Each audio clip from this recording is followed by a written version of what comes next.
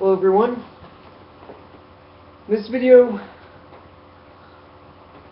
I'm going to do a book review on a book that really had a strong impact on my life. If it wasn't for this book, I probably wouldn't be doing all these YouTube videos right now. So it's a book that really had a strong impact on my life. Really took me away from holding, I guess, the more traditional Christian views and really changing and reshaping my religious faith and such. It's Reclaiming the Bible for a Non-Religious World by John Shelby Spong. And what happened was, my dad regularly gives my grandmother books on biblical studies, or he has in the past, for probably for Christmas and her birthday. And so for my dad's birthday, which was in November, this was in 2011,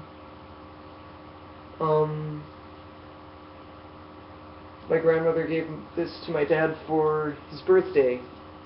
And he read it fairly quickly and then basically decided that he would give it to me for Christmas. And basically he said that I should read it.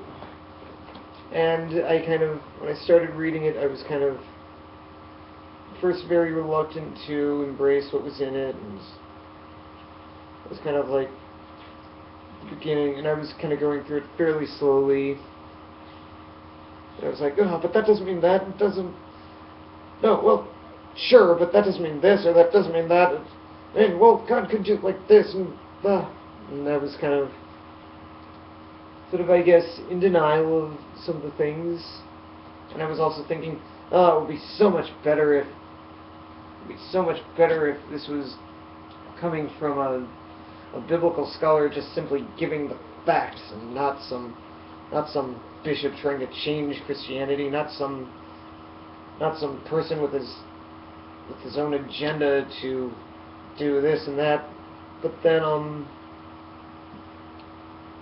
the further I got along, well, first something else that happened was when we got to during Lent, I had not fully gotten that far, maybe a little bit, but still fairly early on. And then during Lent, the second day of Lent, that morning I watched a documentary on the Lost Gospels. And that was something that really freaked me out, and I was just thinking, okay, well, I was just telling myself, well, what the traditional views are is correct, and I was telling myself things about how and such. And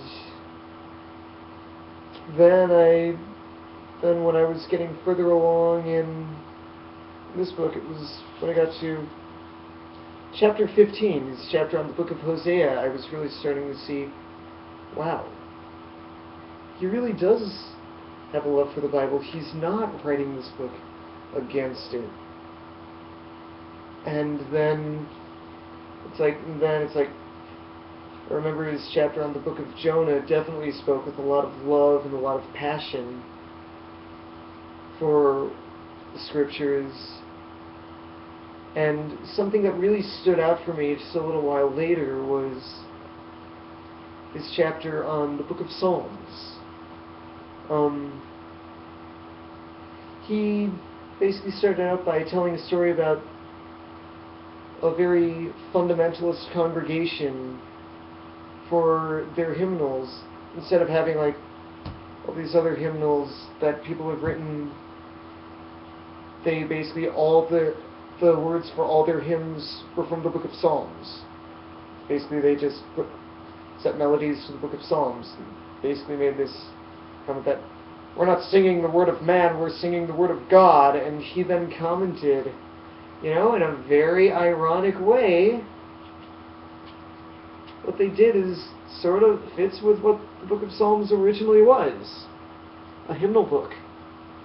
And it's like, usually people have said that the Book of Psalms was written by King David.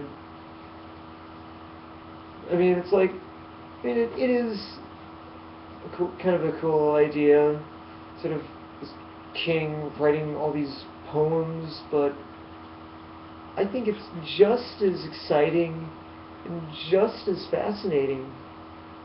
The idea that it was the early Jewish book of hymns, and split into basically 5 sections for the 5 different sections of the year, one for each book of the Torah, 5 books of the Torah.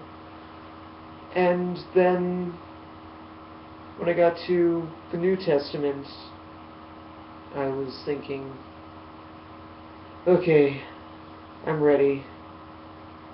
And that was where I first sort of saw the evolution of Jesus' story, and that was really my first exposure to that. And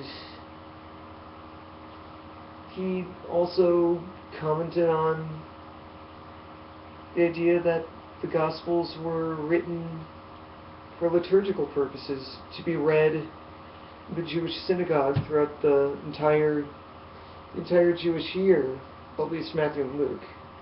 But we can get to that some other time. And it just, I was starting to think, I went from thinking, oh, I'd rather read something of this from this serious scholar who was just simply giving the facts, to thinking, wow, I'm glad that I'm reading this from a bishop who is basically saying, look, Christians shouldn't be scared of these academic studies. They should embrace it. And it should be used to reshape Christianity. And I mean, I got through it pretty quickly around the beginning of Lent. And then I watched a lot of YouTube films on, and things like lectures from John Shelby Spong, some stuff from Bart Ehrman. I was starting to be exposed to a couple of more people, not really that much at that time. Karen Armstrong. It was actually during Holy Week, after I'd read this, where I read A History of God by Karen Armstrong. And then Lent ended, Easter began. It was time for, during the Easter season, I bought 4 more books by John Shelby Spong.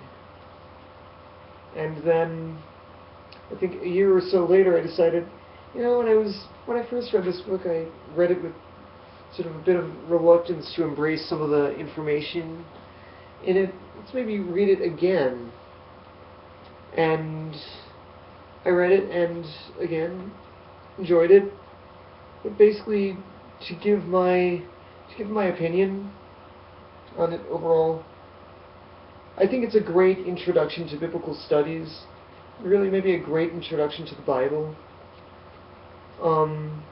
He's very brief. He basically just fairly quickly just addresses the different books in the Bible. And, I mean, definitely great. And I definitely think you should definitely read the Bible knowing stuff about context and background. There are a lot of, I think most Christians just simply open up the Bible. Many of them probably simply think that it magically fell from the sky, King James translation, with all the words and verses as they were. No, not the case. It's a collection of several different writings from several different people who all had their own opinions, and really we see, when we look at basically the Bible, and also in looking at what's in here, we really see the changes in how people thought of and understood God. And it really had a huge impact on me, and I mean, without this book, I probably wouldn't have the YouTube channel that I'm making all of these videos from. I probably wouldn't even have a YouTube channel on religion. And things would have been very different for me. So, I definitely recommend this book. Thank you for watching. Shalom.